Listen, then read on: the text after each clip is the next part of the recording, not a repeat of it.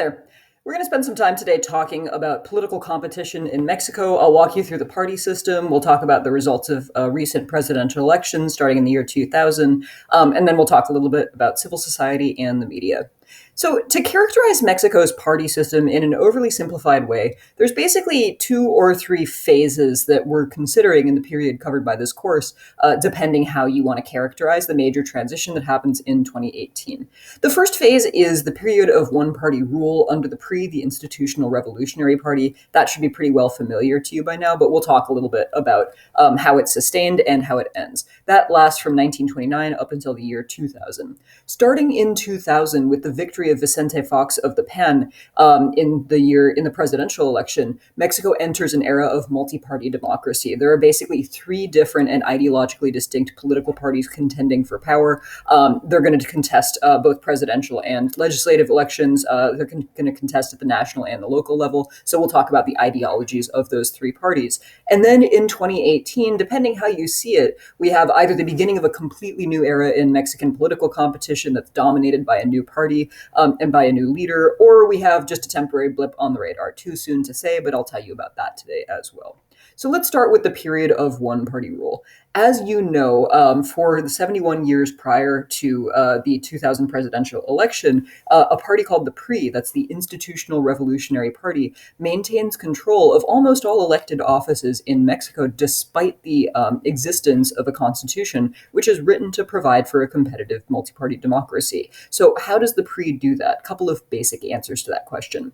Number 1 is patronage. This is a classic technique of both authoritarian and even most quasi-democratic regimes, which is to say they hand out jobs and state services to their supporters. So they use the resources of the state once they get in power to reward the people who put them in power, to incentivize people to keep on voting for them. That's the basic mechanism of patronage, and that's especially powerful in the period during which, in the early and mid 20th century, Mexico has pretty extensive state involvement in the economy. So there's a lot of jobs and a lot of social services to give out.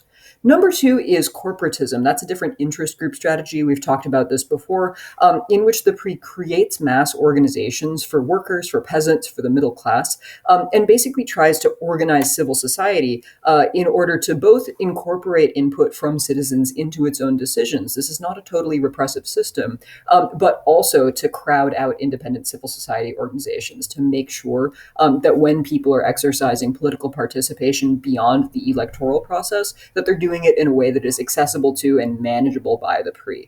So they try and kind of organize and manage mass society, mass political participation in order to bolster their own party. They create organizations that people will join so that people are not going to go out and form independent civil society organizations. Those strategies start to break down in the 1970s and 1980s. And so starting around the 1980s, the PRI will also turn to election fraud. You will see some just sort of more blatant, more obvious, more clear cheating in elections and in vote counting in the 1980s and 1990s. The PRI is going to realize that this isn't going to last forever. It's going to undermine their legitimacy. They are not successful in totally concealing it, as is often the case with election fraud. And ultimately, the PRI is actually going to kind of reform itself out of dominance because they realize that their popularity is declining and that holding on to power is ultimately going to require increasingly undemocratic means. Instead, they opt to try and compete in an increasingly democratized Mexico. It's worth noting, and I'll say this again when we get to China, I'll say it when we get to Russia, I'll say it when we get to Iran, that even in political regimes where one party or one person dominates, that doesn't necessarily mean that there is zero competition. That doesn't mean that everybody just agrees or has decided not to have political opinions unless they're the person or the party in charge. So in the period of one-party rule, there is some competition, but it's much more personalized than it is ideological. It tends to happen between these cliques or these networks of loyalty known as camarillas, which are groups of political elites who are bound together by patronage and by loyalty. And so you'll see a fair amount of jockeying within the PRI, especially when it comes time to nominate candidates for elected office. You'll see these different groups of people kind of jockeying to get their preferred candidate into the nomination. But that competition takes the form of intra-party rather than inter-party competition. Ideologically, the PRI kind of has to be a big tent party. You often see this with large parties, the Chinese Communist Party being, of course, a really notable exception, because it has to encompass a pretty broad segment of Mexican political opinion. So there's always a lot of ideological diversity within the PRI. There's always some within party kind of debates about what the platform should be. But generally speaking, the PRI is going to undergo a major ideological shift over time during these 71 years of single party rule. From the 1930s to the 1970s, the PRI is going to embrace Mexican nationalism. They're going to support a fairly significant amount of state intervention in Mexico's economy. And in particular, they're going to embrace a strategy known as import substitution industrialization. We'll talk a little bit more about that when we get to Mexico's political economy. But the gist of it is that the state attempts to economically develop, to industrialize, to move beyond just agriculture and raw material exports by granting state support to various manufacturing industries, sometimes by having the state outright own various industries, and also by raising tariffs to protect domestic manufacturers from foreign competition. So that's the PRI strategy going up through the 1970s. But in the 1980s, you're actually going to see them kind of gradually do a 180 and embrace much more neoliberal economic policies. They're going to support some amount of deregulation. They're going to support some amount of privatization. And notably, they're going to support opening up free trade. And in 1994, we'll implement an agreement called NAFTA, the North American Free Trade Agreement, which significantly lowers barriers to trade between Mexico, the United States, and Canada. That's going to have significant ramifications for Mexico's economy and society and politics, and we'll talk about that in this unit as well. So the PRI's control, as you already know, because you can see into the future, doesn't last forever. So we're going to dig a little bit into the reasons why that happens. There's plenty that you could say. There are many books that have been written on the democratization of Mexico, but I'll just start to give you a couple of explanations for why one-party rule doesn't last forever. Number one, starting in the late 1960s, there is an increasing movement in Mexican civil society calling for democratization, criticizing what's perceived as the corruption and the wastefulness of the PRI elites. And a lot of those early protests are led by university students.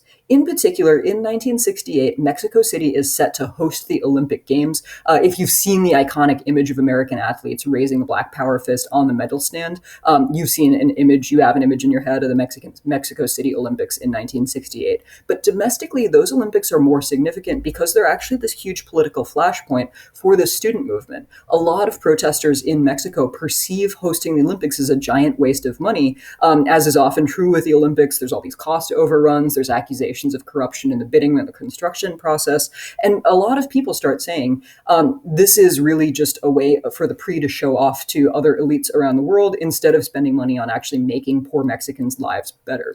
And so you start to see protests coalesce around not just the Olympics, but also the idea that PRI rule has not necessarily been good for Mexico, that Mexico ought to become more democratic. And this is part of a broad wave of protests, particularly led by university and high school students in 1968. In 1968, there's a massive and mostly peaceful protest in Mexico City against the Olympics, against what are perceived as overreactions by the government to previous protests. And the police and military respond with force and kill hundreds of civilians.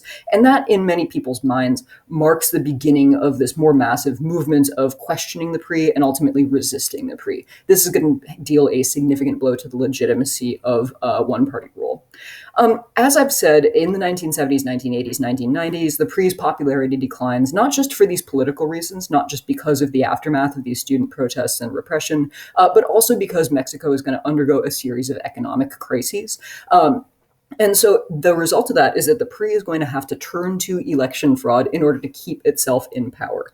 And so that creates a vicious cycle in which the PRI becomes less popular. They need to kind of fudge the numbers in order to win an election. People realize that the PRI has fudged the numbers. The PRI becomes even less popular. Right? So the PRI is going to gradually lose legitimacy over the course of the 70s, 80s, and 90s for a combination of these political and economic reasons. The consequence of this is that, often you'll see kind of one-party rule or authoritarian regimes or these semi-democratic groups of people kind of try and hold on with increasing repression. The PRI, interestingly, actually decides that it's essentially going to legislate itself out of single party power, or it takes a gamble on being able to democratize Mexico's regime, and says, well, we're going to opt to try and compete. And so particularly in 1996, the PRI passes a slate of electoral reforms, which I talked about a little bit in our lecture on the regime. And those reforms will do stuff like create an independent electoral institute so that it's no longer a pre-dominated government that's in charge of counting the votes. It'll do things like change the legislative electoral system in a way that's going to guarantee more representation for minority parties, for non-PRI parties in Mexico's legislature, even if they win a minority of the votes. And so the result of that is to make more competitive some parties that had already existed, which are suddenly going to become a much more significant factors in Mexican politics. The first of those is the PAN, the National Action Party. The PAN dates back as far as 1939. It's formed by people who oppose the economic nationalism of the PRI, and who also are more closely linked to the Catholic Church. One of the kind of founding tenets of the Mexican Revolution was that the Catholic Church as an institution had too much power in Mexican politics. And so when the PRI embraced that kind of anti-clericalism, that strong secularism, it alienated some number of conservative Catholics, and many of those people tended to support the PAN. So the PAN, throughout the 20th century, has been pretty consistent in having these pro-free market policies, and also these socially conservative policies. And it tends to be stronger in Mexico's north, which is the region that has benefited more from economic liberalization and trade, particularly with the United States. So the PAN today sits on kind of the right side of Mexico's, if you want to characterize Mexico as having a three-party system after 2000, the PAN is on the right in terms of a spectrum of political attitudes. The PRD, on the other hand, is on the left of that spectrum of those three major parties, the PAN, the PRI, the PRD. The PRD is the Party of the Democratic Revolution. It's a much more populist party. It's a relatively left-wing party. It tends to oppose neoliberalism and support more state intervention in the economy. And it's much more popular in Mexico City and in the south, which is a poorer, more rural, more agricultural region of Mexico. The PRD is initially formed in 1986 because of one of those intra-party splits within the PRI, a leftist faction that is opposed to neoliberalism, that wants to maintain a strong role for the state in regulating the economy and providing social welfare, is upset that their preferred candidate doesn't win the presidential nomination, and so they actually bolt and form a new party. And in the post-PRI era, that becomes one of those major competitive parties. So from 2000 to 2018, and I'll walk you through this timeline in a second, the three big parties in Mexico are the PAN, the PRI, the PRD, going from right to left ideologically. There's, in addition to that, a couple of other small parties, and the one that I'll mention by name is called the PVEM, the Ecologist Green Party of Mexico. That's the acronym, which, despite the name, is actually not super concerned with environmentalism. They're really ideologically flexible, and what they tend to do is make strategic alliances with other parties. They try and position themselves as a kingmaker in the legislature. It's worth mentioning, in order to explain why the PVM has any role in Mexican politics, despite being relatively small, that it's not uncommon in Mexican politics for parties to form what are known as electoral coalitions. Those are alliances of political parties that might agree in a given legislative cycle to run together. Even though they have ideological differences, they're going to agree to make some compromises in the service of winning more seats for themselves and or achieving a common legislative agenda. So when parties form coalitions or electoral alliances with each other, what will generally happen is that they will agree to nominate the same candidate in a list of electoral districts. So instead of running against each other, they're going to urge their supporters to vote for the same people. And they might also agree to vote together on major legislative items once they actually get into the legislature. And so I'm going to use occasionally, and coverage of Mexican politics will use occasionally, shorthand like President Andrés Manuel López Obrador also has a majority in the legislature, but we want to read the fine print there and just see, is it his individual political party that has a majority, or is it his electoral coalition that has a majority? I'll try to be as clear as I can about that when I talk to you about Mexican party politics, but just know that often those coalitions have a much stronger chance of forming a majority, of getting majority in a legislative body than any individual political party. One last thing worth noting is that in the post-PRI era, voters are often going to exercise pretty considerable independence. if you pay attention to patterns of voting in the United States, even voters who identify as independent will often vote really consistently for Republicans or really consistently for Democrats. That's not necessarily the case in early 21st century Mexico. People will often, in the post-pre era, try out the PAN in one election. They won't be happy with the performance of the PAN candidate who was elected. So in the next midterm election, they might switch over to a PRI or a PRD candidate or a candidate from another party. So it's just worth noting we tend to see voters swinging back and forth between partisan identities. They tend to behave with pretty significant independence in this period. Before we get to 2018, when everything changes, I'm going to walk you briefly through the presidential elections that have characterized this era of multi-party democracy. So before the 2000 elections, the year 2000 is really significant in Mexican political history because it's the first time since the era of PRI rule that the PRI loses an election and concedes that it loses an election, right? It doesn't engage in vote fraud to try and cover up the real results. The first non-PRI president in this era is Vicente Fox of the PAN, the National Action Party. So he's a relatively right-wing, economically liberal candidate. That election is much more competitive, as I've said a couple of times now, than previous presidential elections because of some significant changes that were implemented under the PRI. So there's increased public campaign financing. It's easier for candidates to be able to purchase ads and to hire staffs, even if they can't engage in extensive fundraising on their own. Candidates have much more equal access to media coverage than they do. You'll start to see televised presidential debates. There's the administration of the election has been handed over to an independent body instead of being done by the PRI-dominated government. And within the PRI, the tradition of El Dedazo is abandoned in the run-up to the 2000 election. They actually, for the first time, hold a competitive primary to decide who their presidential candidate is going to be. So those reforms create the context in which it's possible for Vicente Fox to win this presidential election and also for the PRI candidate to concede instead of using illegal measures to keep himself in power. The PAN campaigns on democratization, that's in many ways a central issue in the 2000 election. They're not just going to say we are ideologically distinct from the PRI, they're also going to say fundamentally it's symbolically important to elect a non-PRI candidate in order to kind of cement these democratic changes that have started in Mexico. So that's the real watershed moment in saying that Mexico is starting to turn into a multi-party democracy. Fast forward to 2006, we prove that this democratization is not just a blip on the radar when another PAN candidate named Felipe Calderon is going to win the election. Calderon campaigns primarily on being able to boost employment in Mexico to create jobs for people, whereas the PRD is going to campaign on a more left-wing strategy of helping the poor. The PRD candidate is a guy named Andres Manuel López Obrador. His last name's López Obrador, but we almost universally refer to him as AMLO in order to save some syllables. And keep that name in your head because it's going to come up a whole bunch of times in the Mexico unit. Calderon wins a very, very narrow victory. López Obrador, the PRD left-wing candidate, goes around claiming that he has been defrauded out of the election, although we don't have super conclusive proof that he was right about this. Not only does he say that the election was stolen from him, he actually leads a procession of supporters to Mexico City and has himself inaugurated as the legitimate president of Mexico and runs around the country for several months after that, doing essentially these sort of presidential-looking things, despite the fact that he hasn't moved into the presidential palace and he's not actually wielding the levers of state power.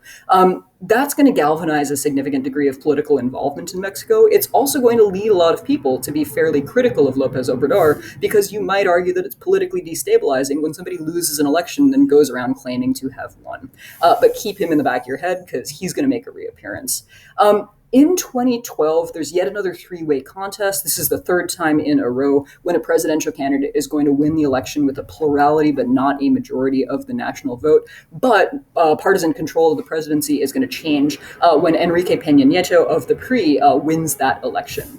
One of the reasons why the PAN doesn't succeed in holding on to power for a third time in a row is that Felipe Calderon had significantly escalated Mexico's drug war. Drug cartel activity has been increasing in Mexico. Calderon is going to deploy something called the kingpin strategy, where he increases the involvement of the police and military and specifically encourages them to target leaders of drug cartels. The result of that is going to be a whole bunch more violence, both between Mexico's government and the drug cartels, and also within drug cartels, because this strategy of arresting or killing cartel leaders is going to lead to a lot of very violent succession battles within the cartels. So that's going to really drag down the PAN's popularity and to help explain why the PAN nominee is not going to be able to make a whole bunch of headway Peña Nieto, on the other hand, is going to run as a centrist, as the voice of experience, as the voice of moderation and reason. His opponent on the left from the PRD is once again Andres Manuel Lopez Obrador, who will suffer defeat by much larger margins than had been the case in 2006. But wait, he's not going away. Before I tell you what happens next for AMLO, though, one last note. The result of all three of these elections from 2000 to 2012 is what we know as divided government. Remember, Mexico has a presidential system of government. That means that the source of power for the president is different from the source of power for the legislature. And the president's party does not control the legislature as a result of any of these three elections. So all three of these presidents between 2000 and 2018 have to work with other parties in the legislature. They have to make compromises in order to push any legislation through, which all three of them succeed in doing to some degree. Okay, I keep telling you that in 2000 everything changes, but wait till 2018, everything's going to change all over again. So let me finally get to that point. Two acronyms that you need to know. For whatever reason, this is a period of Mexican politics with a bunch of acronyms that are really important. The first is Morena, which is a political party called the National Regeneration Movement. And the second is AMLO. That's Andres Manuel Lopez Obrador. I just said his name like 15 times. He hasn't gone away yet. So AMLO is going to found this organization called Morena in 2011 before running again for president in 2012. At that time, it's a nonprofit organization, which is focused, among other things, on trying to promote more election transparency and fairness in Mexico. Because remember, AMLO keeps claiming that he has been cheated out of his rightful victory in the 2006 presidential election. In 2012, AMLO will once again be nominated by the PRD to run as the major left-wing candidate for president of Mexico. He will once again lose. And in 2014, he proceeds to leave the PRD and convert Morena into a political party. That party is going to go on and is going to demonstrate an ideology that's kind of similar to the PRD, but in some ways fairly flexible. Morena has a stated sort of opposition to neoliberalism. They think that Mexico has gone too far in the last 30, 40 years in opening up its economy, particularly to foreign trade and investment. They think that Mexico has done too little to take care of the poor. And so they're going to criticize the neoliberal shift in the pre and in the pan over the last few decades. They're also going to embrace what is really more of a style than an ideology, which is populism. That is to say, the idea that Morena stands for common people over elites. That's really the defining hallmark of AMLO's campaign and his entire political reputation, even before founding Morena and converting it into a different political party. In the 2018 election in particular, corruption is going to be a major issue, and Morena and AMLO are going to campaign on the idea that corruption is the single biggest problem in Mexico and that it's characteristic of basically all the major political parties, not just of not just of one-party rule. That said, put an asterisk on all of this because so far, it's too soon to say super definitively, but so far, in my opinion, Morena has shown itself to be somewhat ideologically flexible. So for instance, when he runs for president in 2018, AMLO calls for ending the drug war, but then he's actually maintained as president a pretty significant role for Mexico's military in enforcing criminal law and in targeting drug cartels. He has appointed advisors from the PRI and from the PAN. He is kind of agnostic as to people's previous party backgrounds. He says, I want to hire good people from all political backgrounds. And in 2018, Morena forms one of these electoral coalitions with a very socially conservative Christian group called the Social Encounter Party, which has really made its name by opposing same-sex marriage and continuing to support the criminalization of abortion in Mexico. And so this kind of contrasts Morena's stated relatively left-wing social ideology. So put an asterisk on all these ideological things, because Morena has been somewhat inconsistent, somewhat flexible. If you have not figured this out by now, Morena is going to dominate the 2018 elections. Andres Manuel Lopez Obrador will be elected president of Mexico with an outright majority of the popular vote, which has not happened since the period of one-party rule. He's the first person to do it. And Morena's legislative coalition is also going to earn majorities in both chambers of Mexico's legislature in the 2018 elections. As I'm recording this, Mexico has somewhat recently had its midterm elections, and that coalition has again maintained its majority in the Chamber of Deputies, even though all of those seats have since gone up for re-election. I'm going to do kind of an annoying history teacher thing here and say it's too soon to say what the historical significance of these elections are. It's only been two electoral cycles since Morena has become a really significant political force, and I think it's too soon to say whether this constitutes the dawn of a new era of one-party rule or an era of genuine democratic competition in which Morena just happens to be winning resoundingly, or just a blip on the radar and it'll go away once AMLO's six-year presidential term ends in 2024. So I'm not going to commit to a very clear characterization of this, but it's a really, really significant development. And one thing worth thinking about as you analyze political competition in Mexico is what circumstances made it possible for such a new upstart political party to suddenly score such a massive electoral victory. And we'll talk about that some more when I see you in class. One other thing to consider when we're thinking about political competition in Mexico, and that is what is the role of civil society. And I'll start with two fancy pieces of vocabulary, which I think are already familiar to you. Those describe interest group systems, right? In every country that we're going to study in this course, there are groups of citizens that are going to organize themselves with some degree of formality to try and advocate for some specific interest, right? It might be gun control, it might be more spending on public education, it might be a really specific development in a really specific area that they want to offer more affordable housing set-asides, whatever it is, in every society, people organize themselves to advocate for particular interests, and we call those interest groups. There are two basic ways that a society might want to manage its interest groups. There are two basic, what we call interest group systems. Under the PRI, Mexico's interest group system is, as I've said, corporatism, which is that the state and the party are going to manage those interest groups in order to minimize conflict between them in order to ensure loyalty. So under the PRI, the party is going to create a PRI group for workers, a PRI group for peasants, a PRI group for the middle class. At one point, I think there's a PRI group for soldiers, although that goes away after a while. And those groups are going to enjoy preferential access in the policymaking process. They're going to be a major vehicle for dispensing patronage so that state resources are used in a way that's going to enhance support for PRI candidates and for PRI officials. And they're going to be managed in a way that ensures that the most active, powerful civil society organizations are loyal to the PRI, are loyal to the state. So the goal of corporatism is partly to minimize conflict between interest groups and partly to try and ensure, at least in the Mexican version, to try and ensure that all of these groups will ultimately be supportive of the PRI, will not come to challenge single party rule.